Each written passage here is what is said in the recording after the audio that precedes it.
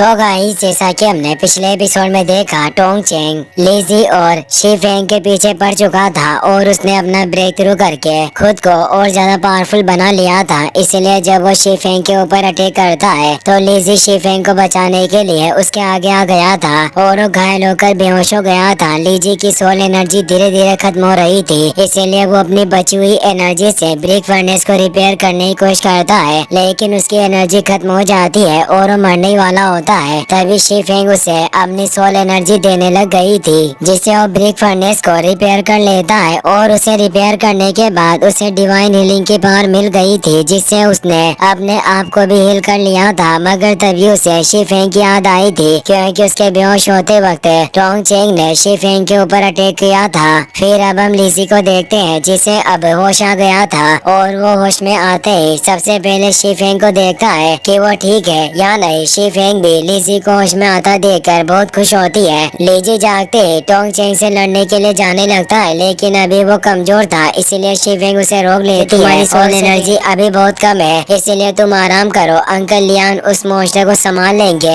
ये कहकर वो लीजी को बैठा देती है। जिसके बाद हम अंकल लियान और टोंग चेंग की फाइट देखते हैं, जिसमें अंकल लियान टोंग चेंग को बहुत बुरी तरह से पीट रहे होते हैं। लेकिन अब टोंग चेंग जो समझ गया था कि अगर ऐसा ही चलता रहा तो हार जाएगा, इसीलिए वो अपनी सारी सोल स्पीड का यूज करके अपने पावर्स को बहुत ज्यादा बढ़ा लेता है। अब अंकल लियान उसके ऊपर अटैक कर रहे थे, लेकिन वो उनके अटैक्स को रोककर अंकल लियान को मारता है। इसीलिए अब शी फेंग भी उसके ऊपर अटैक करने लग जाती है, पर शी फेंग के अटैक से टोंग चेंग को कोई फर्क नहीं पड़ रहा था। अंकल लियान उसके अटैक से बच रहे थे, लेकिन उसे मार नहीं पा रहे थे, जिसे देखकर अब लीजी सोचता है कि इसकी बॉडी कंक्रीट की तरह मजबूत हो चुकी है। पर ये सोचकर वो खुश होता है और कहता है कि ऐसा कोई कंक्रीट नहीं है जिसे मैं तोड़ ना सकूं। ये कहकर अपने आर्किटेक्चर की स्टडी का यूज करता है और जियाओकी को टोंग चेंग की बॉडी पर कुछ मार्क लगाने के लिए कहता है। जियाओकी को लीजी का प्लान समझ नहीं आता, लेकिन वो वैसा ही करता है जैसा लीजी ने उसे कहा था। वो टोंग चेंग की बॉडी के ऊपर लीजी की बताई जगह पर मार्क करने लगता है। तभी लीजी अंकल लियान से मार्क की हुई जगह पर अटैक और अंकल लियान भी ऐसा ही करते हैं। उनके अटैक से टोंग चेंग कमजोर होता जा रहा था, लेकिन वो आखिरी अटैक को रोक देता है और हंसने लगता है। मगर अब लीजी अपनी ब्रिक से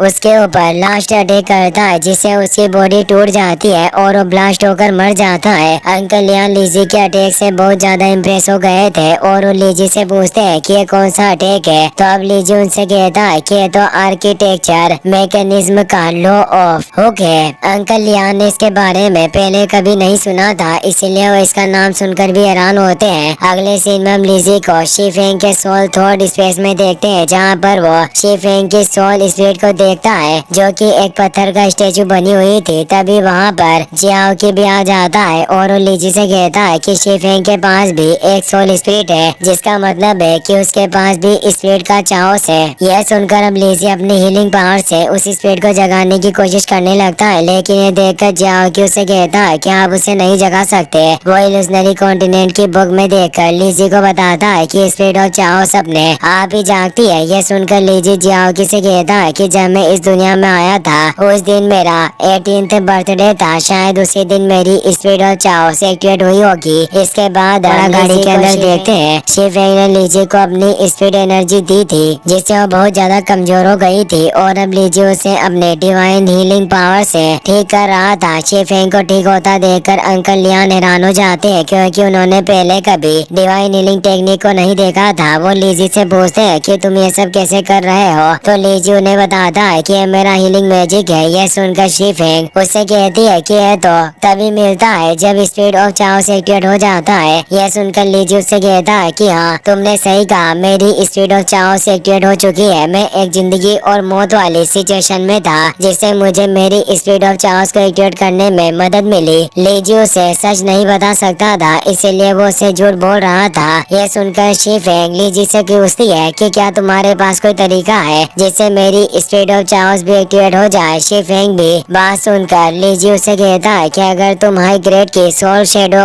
अब्सॉर्ब कर लोगी तो मेरे डिवाइन हीलिंग मैजिक से मैं तुम्हारी स्पिरिट ऑफ चाओस को हील कर दूंगा और चाओस एक्टिवेट हो जाएगी। अंकल लियान भी ये सब सुनकर बहुत हैरान हो गए थे, क्योंकि उन्हें ये पता था कि एक हाई लेवल के सोल शेडो को एजो करने में बहुत ज्यादा खतरा है। अब रात हो चुकी थी और शीफेंग अपने सोल स्पीड के बारे में सोचकर उदास थी, लेकिन तभी लीजी उसके पास आता है और उसे कहता है कि तुम चिंता मत करो, एक बार मैं मिस्टी माउंटेन पर जाकर अपना काम पूरा कर लूं, उसके बाद मैं तुम्हारी स्पीड ऑफ चाओस को एक्टिवेट करने में मदद करूंगा। मैं ड्रैगन कैपिटल में आकर तुम्हें ढूंढ लूंगा। तुमने मेरी जान बचाई है और मैं तुम्हारे लिए कुछ भी कर सकता हूँ। लीजी की यह बात सुनकर शीफेंग बहुत ज्यादा खुश हो जाती है और उसे शायद अब लीजी पसंद भी आने लगा था। कुछ देर बाद लीजी कारवा के पास ही लेटा हुआ था, उसके पास जियाओ की भी था, लेकिन वो अभी भी शीफेंग के बारे में सोच रहा था क्योंकि उसे भी शीफेंग पसंद आ गई थी। तभी वहाँ पर शीफेंग आ जाती है और लीजी के पास आकर बैठ जाती है। वो लीजी से कहती है कि क्या तुम कल मिस्टी माउंटेन पर जाने के लिए निकलोगे? शीफेंग की बात सुनकर लीजी हमेशा शीफेंग उसे पूछती है कि क्या मैं भी तुम्हारे साथ चल सकती हूँ। शीफेंग की यह बात सुनकर लीजी चौंक जाता है और उसे कहता है कि मिस्टी माउंटेन पर बहुत ज्यादा खतरा है, लेकिन अब शीफेंग उसे कहती है कि मेरे 18 साल की उम्र पूरी होते ही मेरी फैमिली मेरी शादी कर देगी क्योंकि मैं कल्टिवेशन नहीं कर सकती हूँ और उनके लिए बोझ हूँ, इसीलिए मेरे पास यही वक्त है जब मैं अपनी स्पीड ऑफ चाओस को एक्टिवेट कर सकती हूँ। शीफेंग की बात सुनकर लीजी उसे अपने साथ लेकर जाने के लिए मान जाता है और उसका अच्छे से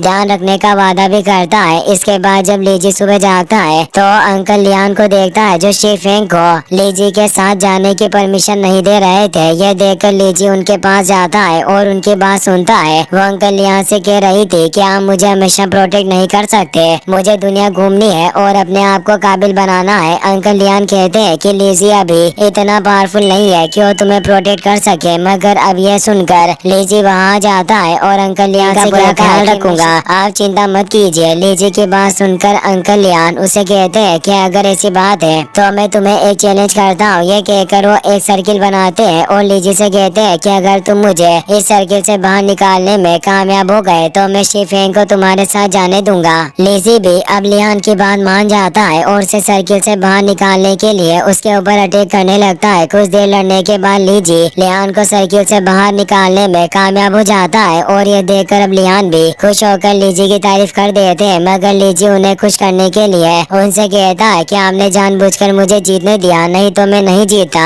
अब वो लीजी से कहते हैं कि शीफेंग अब बड़ी हो गई है, इसीलिए वो अपने फैसले खुद ले सकती है, मैं अब उसे और कंट्रोल नहीं करूंगा। ये कहकर वो शीफेंग को लीजी के साथ जाने की परमिशन दे देते हैं। साथ ही वो लीजी को एक बैंक टोकन देते हैं जिससे उन्हें रास्ते में पैसों की प्रॉब्लम ना हो। इसके बाद अंकल लियान लीजी को ये भी कहते हैं कि अगर शीफेंग को कुछ भी हुआ तो मैं तुम्हें ढूंढकर तुम्हारा सर काटूंगा। और ये सुनकर लीजी घबरा जाता है और इसी के साथ ये एपिसोड यहीं पर खत्म हो जाता है।